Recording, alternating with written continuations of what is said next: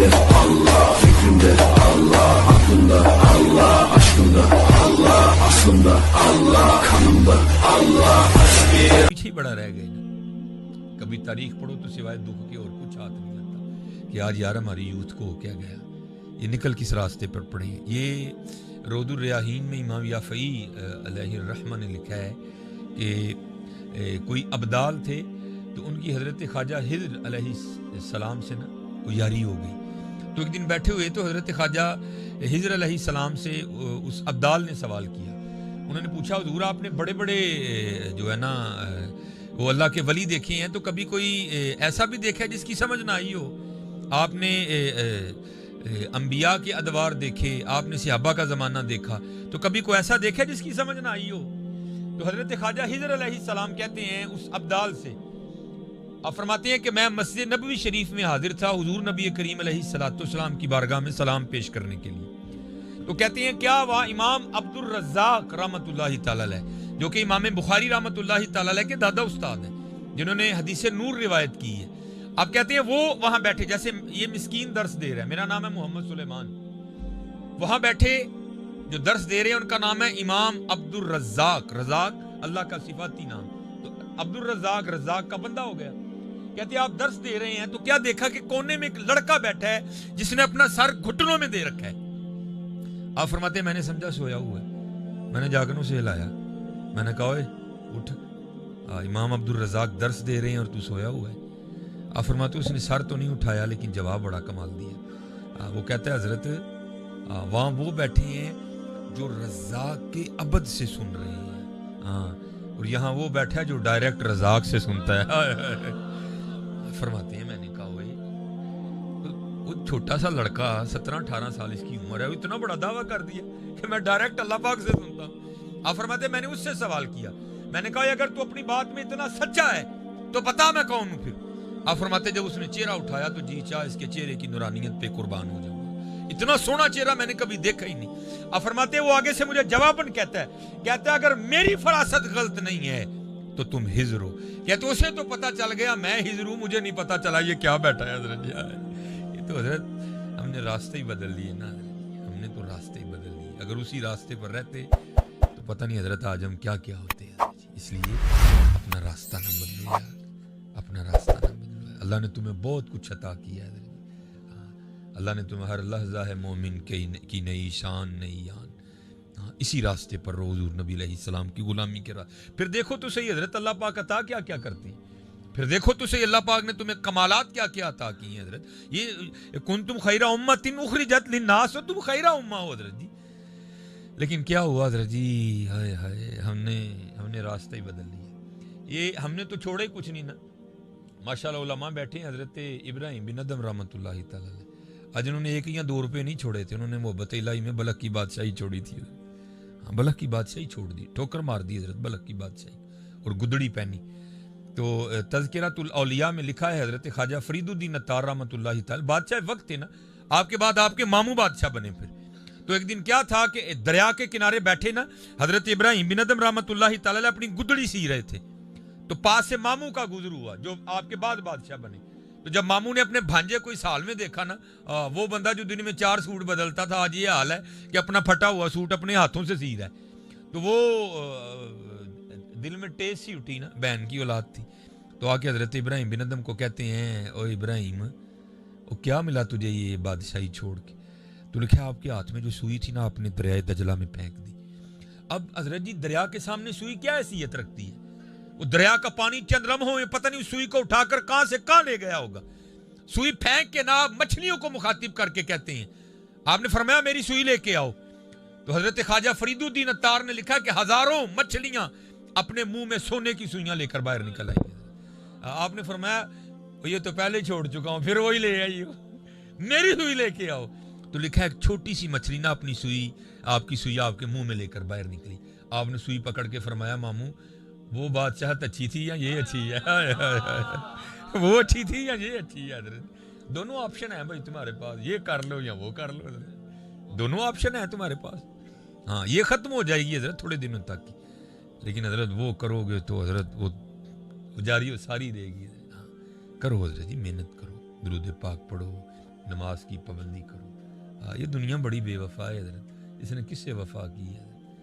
اس نے کسی سے وفا نہیں کی. زمینیں چمن گل کھلاتی ہے کیا کیا, بدلتا ہے رنگ آسماں کیسے کیسے, نہ ہے کسرے دارا نہ گورے سکندر, زمین کھا گئی آسماں کیسے کیسے. یہ اللہ معاف فرمائے. اسلام تو بڑا سونا مذہب ہے نا حضرت جی. حکم ہے سلام کرو, تو اب زندوں کو سلام کوئی نہیں کرتا, مردوں کو کسی نے کیا کرنا ہے, لیکن سلام کیا کرو حضرت. بڑی فضیلت ہے سلام کی حضرت. حضور نبی علیہ السلام کی حدیث پاک کا مفہوم ہے, جو دن میں 20 بندوں کو السلام علیکم کہے گا, اللہ اس کی اس دن کے سارے صغیرہ گناہ معاف کر دے گا. کیا کرو حضرت. نبی علیہ السلام نے فرمایا جب دو مسلمان آپس میں ملتے ہیں اور مصافحہ کرتے ہیں, پھر معانقہ کرتے ہیں, گلے ملتے ہیں, اور یہ نہ کہو کہ گلے مل رہے ہوں لیکن اندر بغض ہو ایک دوسرے کے لیے, نہ ایسا نہ ہو, محبت ہو. تو نبی علیہ السلام نے فرمایا سینوں کے جدا ہونے سے پہلے پہلے اللہ دونوں کے سارے گناہ معاف کر دیتے ہیں. یہ اتنا محبتوں والا دین ہے حضرت جی. تو زندوں کو بھی سلام کیا کرو, اور جو قبروں میں چلے گئے ہیں ان کو بھی کیا کرو حضرت جی. یہ میں پڑھ رہا تھا مثنوی شریف میں کہ ایک ہوتے ہیں عام, حمام ہے حضرت, پھر ہوتے ہیں خاص, پھر خاص الخاص ہوتے ہیں حضرت جی. عاموں کی اور ہیں, خاصوں کی اور ہیں, اور جو خاص الخاص ہیں ان کی تو پھر اور ہی اور ہیں حضرت جی. کوئی خاص الخاص سے حضرت وہ قبرستان کے پاس سے گزرے اور باواز بلند کہتے ہیں السلام علیکم یا اہل القبور. ابھی آگے بھی ہے, چلو میں اتنا ہی پڑھ دیتا ہوں. اور جب سلام کر لی نا تو پھر دل میں خیال آیا یار, کیونکہ قبرستان کا ایک اور نام بھی ہے شہر خاموشاں. اے شہر ہے لیکن شور کوئی نہیں ہے, خاموشی ہے, سکوت ہے حضرت وہاں. تو سلام پیش کر لیا تو دل میں خیال آیا یار کیسا شہر ہے, کوئی فکر نہیں, کوئی فاقہ نہیں ہے, کیسے آرام سے سوئے ہیں سارے قبروں والے, کیونکہ غلط سوچ لی انہوں نے. تو پھر اللہ اپنے بندوں کی رہنمائی تو کرتے ہیں نا. تو لکھا ہے کہ قبر سے آواز آئی, کیونکہ خاص الخاص تھے, آواز آئی حضرت جی ذرا دھیان نال, غلط سوچ دے پے ہو. آپ نے فرمایا کیوں, سوئے نہیں؟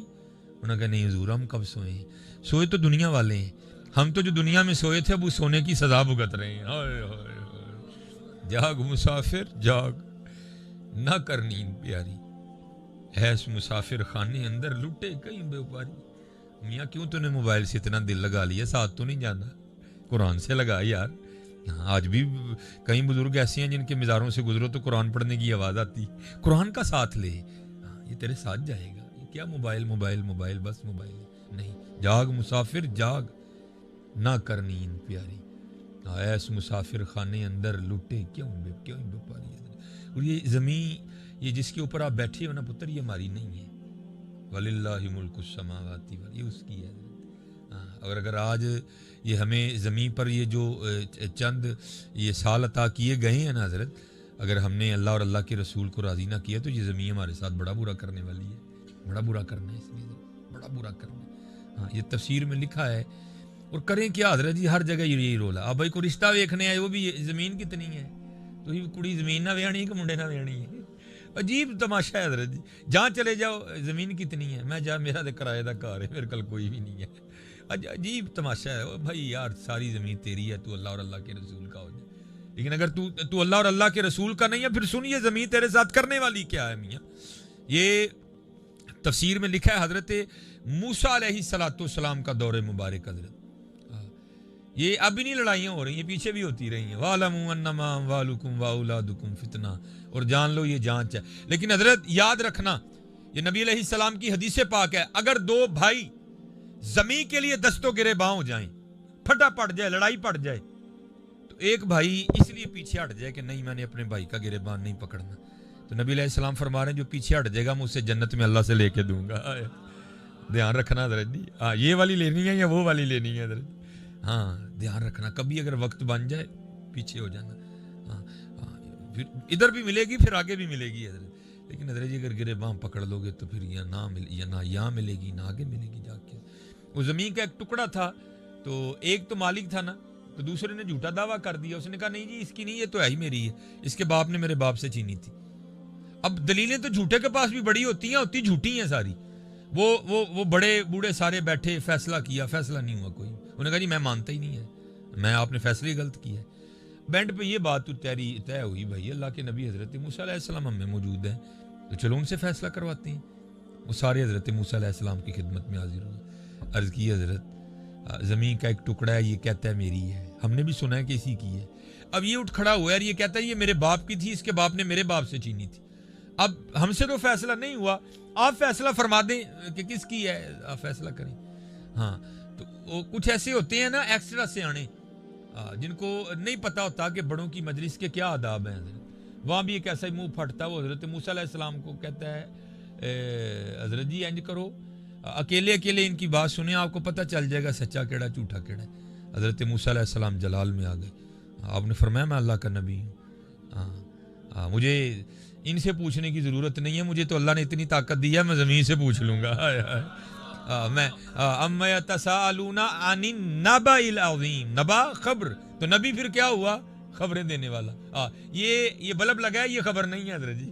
ہاں نبی وہ ہوتا ہے جو آسمانوں کے اوپر کی خبریں دیتا ہے حضرت, جو زمین کے نیچوں کی خبریں دیتا ہے حضرت, جو ہو چکا ہے وہ اس کی بھی دیتا ہے, جو ہونے والا ہے وہ اس کی بھی دیتا ہے حضرت. آپ نے فرمایا مجھے نہیں ضرورت, سب کو لیا چلے گئے.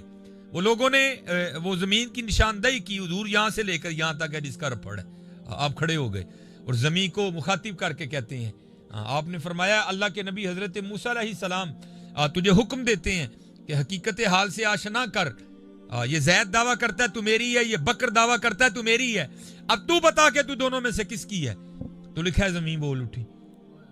پہلے اللہ کے نبی علیہ الصلوۃ والسلام کی بارگاہ میں سلام پیش کیا, اور سلام پیش کرنے کے بعد عرض کرتی ہے حضور دوئیں جھوٹ بول دے جے, نہ میں دیجے نہ میں او دیجے, نہ کو تیاری کرن دوئیں میرے نے. ہائے ہائے, ہم ساری زندگی حضرت یہی کھیلتے رہتے ہیں, میری زمین میری زمین. تیری کتوں آ گئی یار, تیری تے کڑی بھی نہیں ہے, تو تے زمین دیاں گلاں کرنا. میری ہے یہ, تیری تو چادر بھی نہیں ہے جو تو نے اوپر اوڑھ رکھی ہے, اور تیرا تو یہ لانگ کوٹ بھی نہیں جو تو نے پہن رکھا ہے, وہ زمین تو پھر پتہ نہیں کہاں پڑی ہوئی ہے.